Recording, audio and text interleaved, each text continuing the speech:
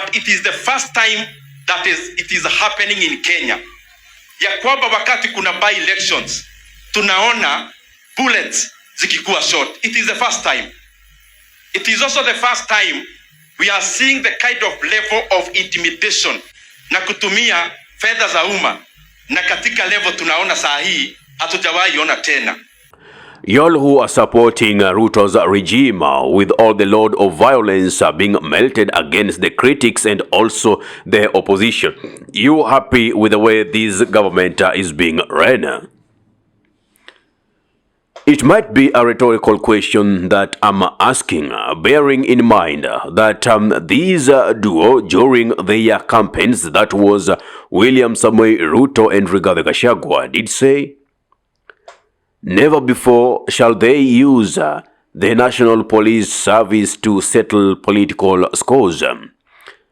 Never again shall we see them having special branches from the police to conduct dirty government jobs. The other day, we saw a regime that was causing disharmony in Rigathi Gachagua's peripheria while he was in a church. Now, my question is, we have lots of issues with our education system. We have lots of issues with our health system. Can't those be fixed faster? Yes. Ever since I was born and the by-elections that have been conducted in this nation, never have I seen the kind of force being used by government than the one I saw this time. Bullets flying, tear gas canisters thrown, that kind of force, just because you want to pass a message as a regime. You persons who are supporting this regime, what really makes you support this regime? Is it because you want to seek revenge from those who never voted in the duo of Raila Amolo Odinga and Martha Karua? Or is it because the party that you are supporting is in the broad-based kind of arrangement? Or is it pure malice? Because if you use even the last atom of your reasoning capacity, I think there are so many things that you would reconsider before having supported this regime. Billions of monies are being lost from the public coffers.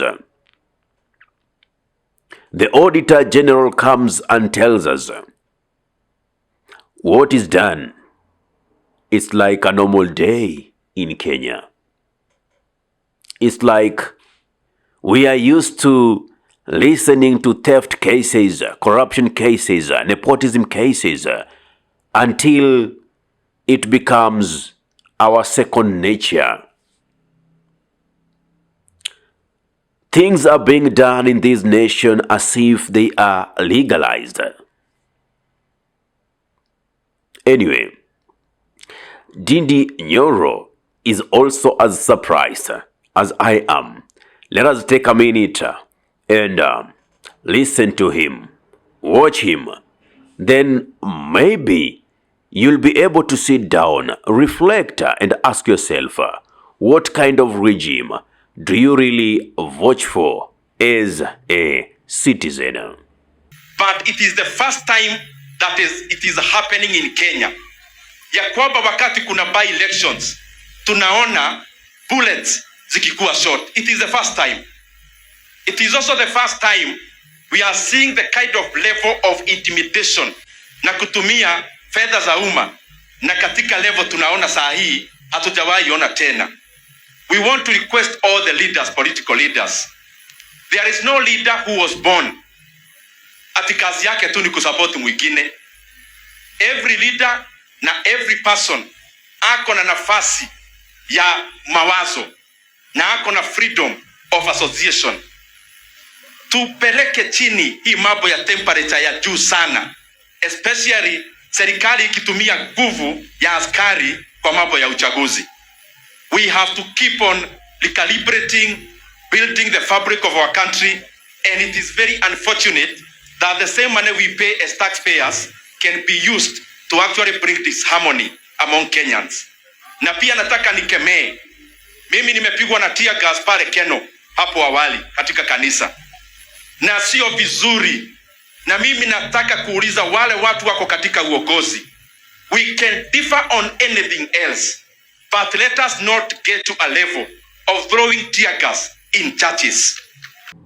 Well, that aside, I loved the point that Eric Omondi, the comedian, did put along, that you see, these by-elections had nothing to do with the agencies, because it was an election among a people of a certain group. I don't want to use the term that he used.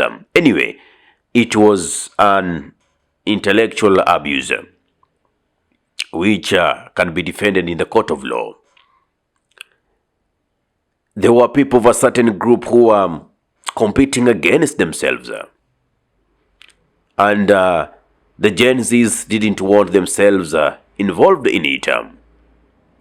The D-Day that the Gen Zs have with this government is 2027. They are taking up IDs. They are registering as voters. But there is a narrative that is being sold to us that they are not registering for votes. They are not taking IDs. I mean, didn't you see the exercise that happened just last week in Kisumu?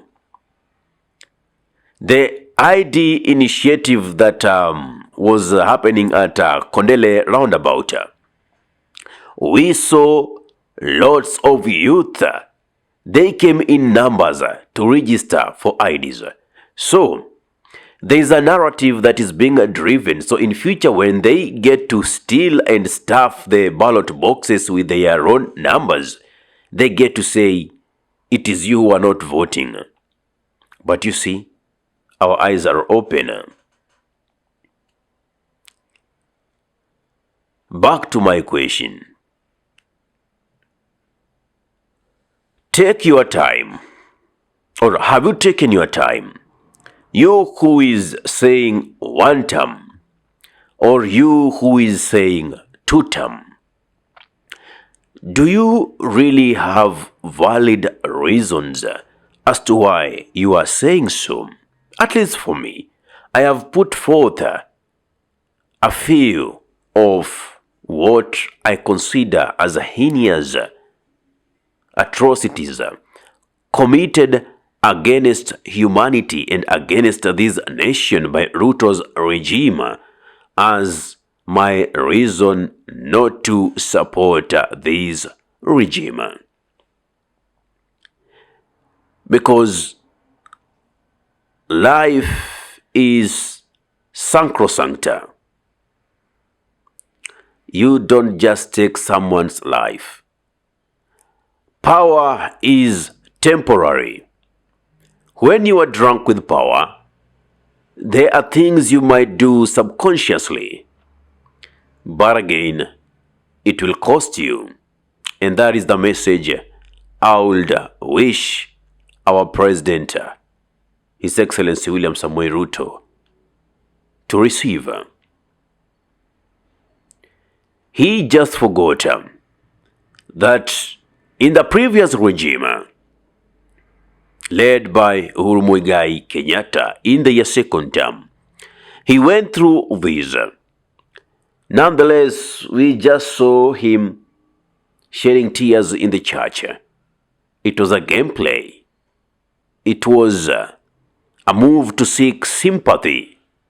But right now, that kind of play, we've known it. What tactic will he deploy so that he gets re-elected? Violence? Having more policemen in polling stations than the voters themselves? I don't know. Let's wait and see. But at least we have a hint. What's your take? Give me your thought in the comment section below. If you love watching content of this nature and you're watching from my YouTube channel, kindly subscribe and press the notification button so anytime that we are live or we upload content of this nature, you'll be the very first person to be notified. Ahmed Khalif is my name for the Unscripted Talks here in Durb Radio. Assalamu alaikum warahmatullahi wabarakatuh. Kwa timba kali za Afrika, Durb Radio ndio mpango mzima.